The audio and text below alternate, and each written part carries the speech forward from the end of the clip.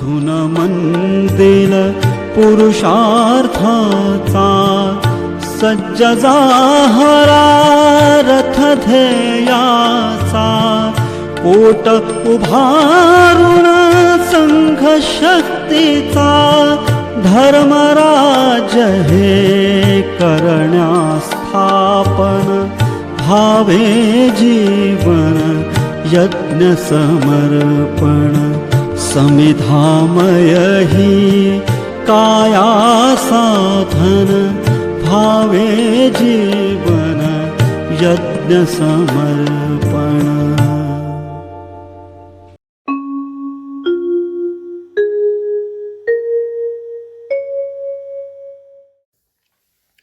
संघाच्या भाषेत प्रचारक या शब्दाचा अर्थ आहे एक असा संघ स्वयंसेवक जो जीवनभर किंवा जीवनातील काही वर्षे अविवाहित राहील, संघाचं काम पूर्ण वेळ करेल व जवळजवळ संन्याशासारखंच जीवन जगेल.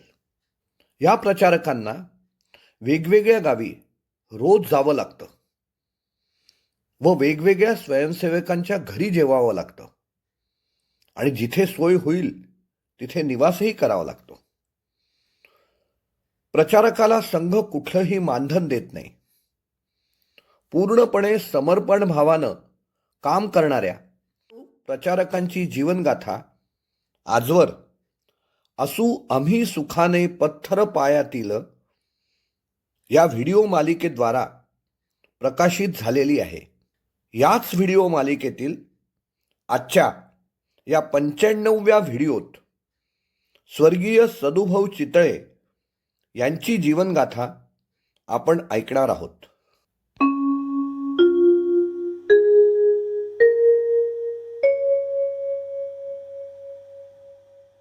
सदुभाऊ चितळे. सदुभाऊ चितळे यांचे वडील बुलढाण्याला असल्यामुळे मॅट्रिकपर्यंतचं त्यांचं शिक्षण आणि वास्तव्य बुलढाण्यालाच झालं. त्यांचं पुढचं शिक्षण नागपूरला झालं. 1944 साली नागपूरच्या हिस्लॉप कॉलेजमधून त्यांनी BA केलं.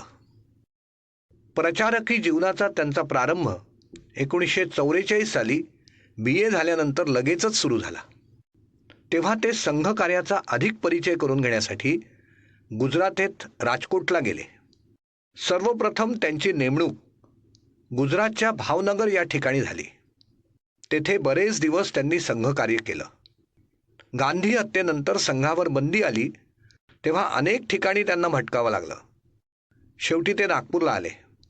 तिथे 2 वर्ष त्यांनी संघ प्रचारक या नात्यानं काम केलं. नंतर त्यांच्या वडिलांची प्रकृती बिघडली म्हणून 1951 साली प्रचारकाचं जीवन संपवून ते घरी परतले. सदुभाऊंचा संघाशी संबंध 1936 साली बुलढाण्याला असताना आला. हा संबंध श्री मधुकरराव फडणवीस यांच्यामुळे आला. मधुकरराव फडणवीस मलकापूरला राहणारे होते. सदुभाऊ हॉकी खेळायचे त्या मैदानाच्या कडेला ते येऊन बसत असत.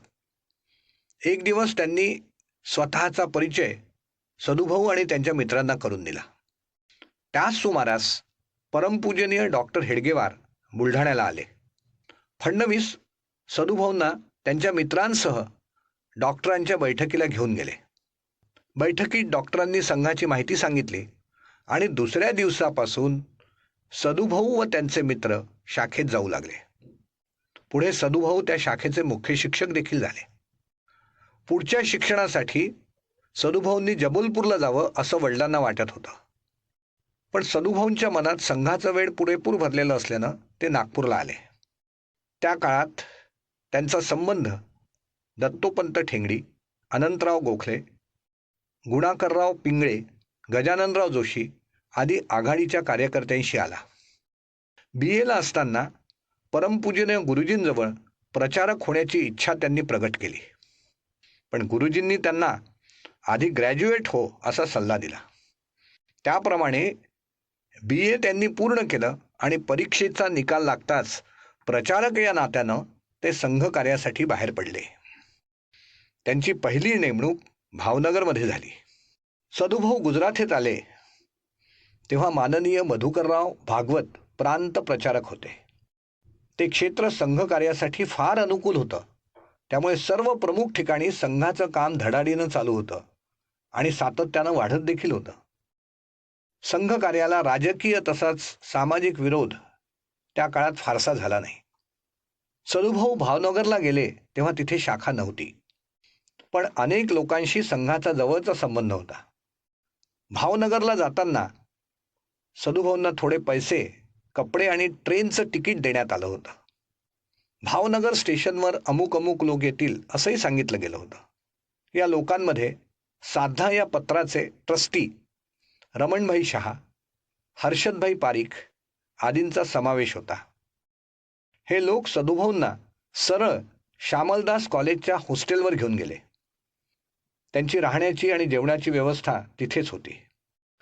या हॉस्टेलमध्ये 153 खोल्या होत्या आणि प्रत्येक खोलीत एक एक विद्यार्थी राहत असे. संघ कार्याच्या दृष्टीनं हे फारच सोयीचं झालं. आता सदुभाऊ प्रत्येक खोलीत जायला लागले आणि हळूहळू सर्व विद्यार्थ्यांशी त्यांनी परिचय करून घेतला. या प्रयत्नातून एका महिन्यात या कॉलेजच्या विद्यार्थ्यांची शाखा सुरू झाली. या शाखेत अशी काही मंडळी येत होती की ज्यांचा कामाच्या विस्तारासाठी फार उपयोग झाला. या महनीयांमध्ये तिथले संघचालक श्री सुमनभाई पारीख, जगदीशभाई भट, वासुदेवराव तळवलकर हे प्रामुख्याने होते. श्री तळवलकर पुढे प्रचारक देखील झाले. भावनगर एका स्टेटची राजधानी होती. पुढे सदुभाऊंनी राजकीय अधिकाऱ्यांशी संबंध प्रस्थापित केले आणि त्यांना संघाच्या जवळ आणलं. भावनगरमधील एक मराठी परिवार काणे यांचीही संघाला बरीच मदत झाली. सदुभाऊंनी अशा अनेक लोकांना जबाबदारी देऊन बोटाद, अमरेली आदी नवीन ठिकाणी शाखा सुरू केल्या. सदुभाऊ चितळे यांच्या प्रचारकीय जीवनातील काही विशेष उल्लेखनीय अनुभव इथे नमूद करणं अत्यंत आवश्यक आहे. संघाच्या एका कार्यक्रमासाठी भावनगर स्टेटमधील दिवाणांना अध्यक्ष करावं अशी संघाची इच्छा होती. यासाठी सदुभाऊ त्यांना भेटायला गेले तेव्हा त्यांनी सदुभाऊंना विचारलं की तुम्ही संघाच्या कार्यक्रमात मराठ्यांचा ध्वज लावता, पण तुमचं कार्य तर सार्वदेशिक आहे, हा विरोधाभास नाही का? सदुभाऊंनी आजूबाजूला पाहिलं. तिथल्या एका भिंतीवर अंबादेवीचं चित्र त्यांना दिसलं.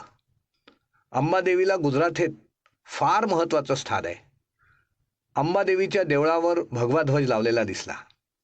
सदुभाऊंनी दिवाणांचं लक्ष त्या ध्वजाकडे वेधलं आणि म्हटलं, भगवा ध्वज मराठ्यांचा नसून सर्व हिंदू समाजाचा आहे. त्यांना ते लगेच पटलं. अशी समयसूचकता सदुभाऊंच्या स्वभावात होती म्हणून संघकार्य वाढलं, हे आपण लक्षात घेतलं पाहिजे. मग त्यांनी विचारलं, भावनगरमध्ये तुम्ही या स्टेटचा ध्वज का नाही लावत? आता सदुभाऊ बुचकळ्यात पडले. त्यांनी क्षणभर विचार केला आणि समर्पक असं उत्तर दिलं, भगव्या ध्वजासोबत आम्ही या स्टेटचाही ध्वज लावू शकतो, पण स्टेटचा ध्वज वापरण्यासंबंधी स्टेटचे काही नियम आहेत. त्या नियमांचं काटेकोरपणे पालन जर झालं नाही तर ध्वजाचा अपमान होईल आणि त्याचा ठपका आमच्यावर येईल. या उत्तरावर भावनगर स्टेटचे दिवाण मोकळेपणाने हसले आणि म्हणाले, सदुभाऊ, तुम्ही अतिशय हुशार आहात. सदुभाऊंच्या उत्तरावर खुश होऊन त्यांनी संघाच्या कार्यक्रमाचं अध्यक्षपद तर स्वीकारलंच, पण पुढेही त्यांचा संघाला पूर्ण पाठिंबा मिळू लागला.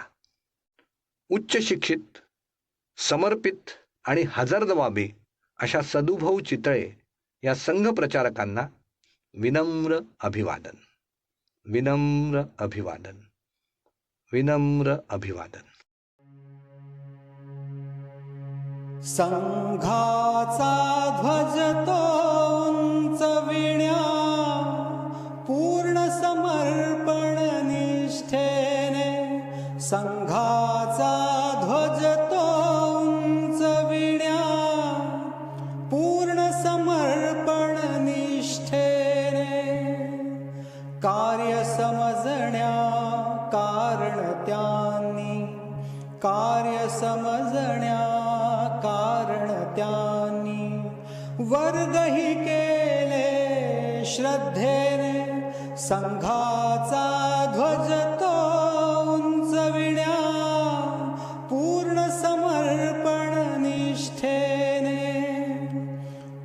उच्च शिक्षित कुशल संघटक हजर जबाबी प्रचारक ते उच्च शिक्षित कुशल संघटक हजर जबाबी प्रचारक ते वसतिगृही मग प्रचार झाला मित्र जोडले प्रेमाने संघाचा ध्वज तो उंचविण्या पूर्ण समर्पण निष्ठेने राजकीय अधिकाऱ्यांचा विश्वास बांधला संघाशी राजकीय अधिकाऱ्यांचा विश्वास बांधला संघाशी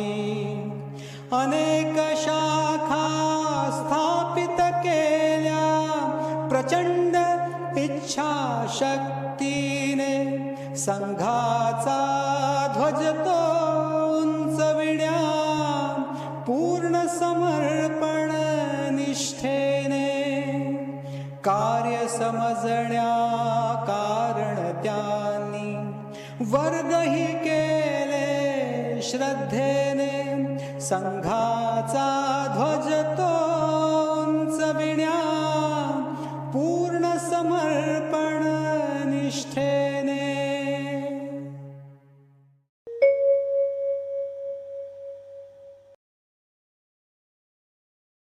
या लेखाचे लेखक अज्ञात आहेत.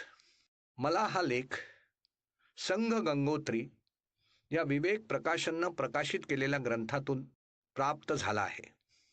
हा लेख अभिवाचन आणि सादरीकरण आपल्याला आवडलं असेल तर लाईकचं बटन दाबा, शेअरचं बटन दाबून हा लेख संघाच्या समर्थकांना, संघ स्वयंसेवकांना आणि समाजातील सज्जन शक्तीपर्यंत आपण अवश्य पोचवावा ही विनम्र विनंती. या यूट्यूब व्हिडिओच्या कॉमेंट बॉक्समध्ये आपल्या प्रतिक्रियांसाठी भरपूर जागा आहे. आपल्या प्रतिक्रियांचं मनपूर्वक हार्दिक स्वागत आहे. आपल्याला हा उपक्रम आवडला असेल तर सबस्क्राईबचं बटन दाबून माझ्या या उपक्रमाला सदिच्छा द्याव्यात ही विनम्र विनंती करतो आणि आपली रजा घेतो. धन्यवाद.